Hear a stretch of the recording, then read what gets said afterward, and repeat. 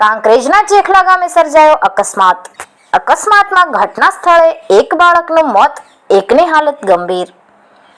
બનાસકાંઠા જિલ્લાના કાંકરેજ તાલુકાના ચેખલા ગામે આજે વહેલી સવારે ધ્વજવંદન કાર્યક્રમ જોવા માટે જઈ રહેલા ચેખલા ગામના એક બાઇક સવારનો ગમખ્વાર અકસ્માત સર્જાયો હતો, જેમાં ઘટના સ્થળે જ બાઇક પર સવાર બાળકનું મોત નીપજ્યું હતું અને બાઇક સવાર ગંભીર રીતે ઘાયલ થતા તેને તાત્કાલિક સારવાર અર્થે ખસેડાયો હતો.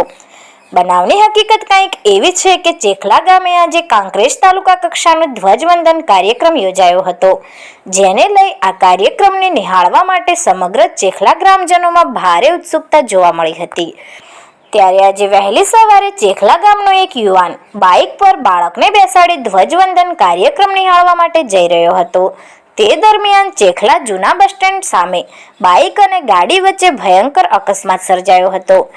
અકસ્માતની આ ઘટનામાં બાઇક પર સવાર બાળકનું ઘટના સ્થળે જ કમકમાટી ભર્યું મોત નીપજ્યું હતું અને બાઇક સવાર ગંભીર રીતે ઘાયલ થતા તેને સારવાર અર્થે ખસેડાયો હતો. જો કે આ ઘટનાને લઈ ચેખલા ગ્રામજનોમાં ભારે આક્રોશ જોવા મળ્યો હતો અને ગ્રામજનોએ આવી અકસ્માતની ઘટનાઓ બનવા પાછળ ચેખલા હાઈવે પર ઓવરબ્રિજનું નાળું નહીં હોવાનું જણાવી નાળું બનાવવાની ઉગ્ર માંગ કરી હતી.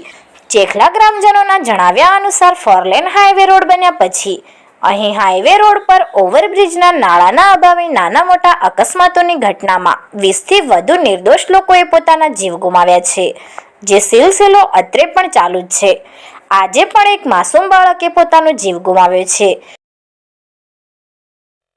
હું કારોબારી અધ્યક્ષ બનાસકાંઠા જિલ્લા પંચાયત પ્રધાનજી રાઠોડ. આજે અમારા ગામમાં 15મી ઓગસ્ટના દિવસે એક દુઃખદ ઘટના બની.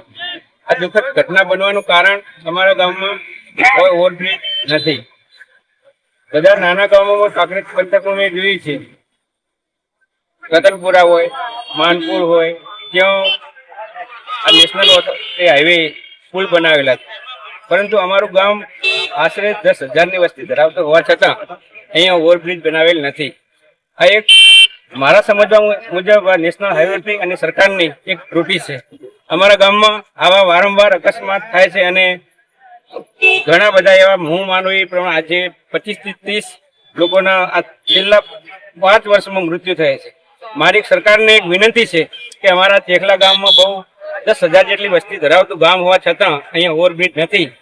આ બધાની અમારી લાગણી અને માગણી છે ચેખલા ગામોની કે અહીંયા ઝડપભેર સરકાર આ બાબતે વિચારણા કરે અને ઓવરબ્રિજનું કંઈક વિચારણા થાય અને સત્વરે સરકાર આ કામ હાથમાં લે. આ નાળો નથી, નાળા વડે અમારે બહુ તકલીફ છે. અવારનવાર આવતા કહેવા છે કે મહિને 2 મહિને એક એક્સિડન્ટ થાય છે. અમારી બહુ વિનંતી છે કે આ સરકાર જે સરકાર હોય એ અને આ નાળો બનાવવાની અમને ખબર નથી કે ગમે રસ્તો નાળો બનાવી આલે, નકે પછી કોઈ સરકાર હશે આમાં વોટ આલવામાં ચેખલા ગામમાં માગતું નથી. હા, બંને પક્ષમાં રેડી. જો કે આ બાબતે ચેખલા ગામના સ્થાનિક આગેવાનો દ્વારા અવારનવાર અહીં હાઈવે પર ઓવરબ્રિજનું નાળું બનાવવા માટેની ઉગ્ર માંગ કરવા છતાં ન જાણે કેમ જવાબદાર સત્તાવાળાઓ દ્વારા આ બાબતની ગંભીરતાને ધ્યાને નથી લેવાતી તેવો સવાલ લોકોમાંથી ઉઠી રહ્યો છે. સત્વરે અહીં ઓવરબ્રિજનું નાળું બને તે જરૂરી છે. હાલમાં તો બાળકના મોતને લઈ બાળકના પરિવારજનો સહિત સમગ્ર ચેખલા ગામમાં ભારે આઘાત સાથે શોકની લાગણી છવાઈ ગઈ છે. Report Ketan Vasaiya, LTV Gujarat.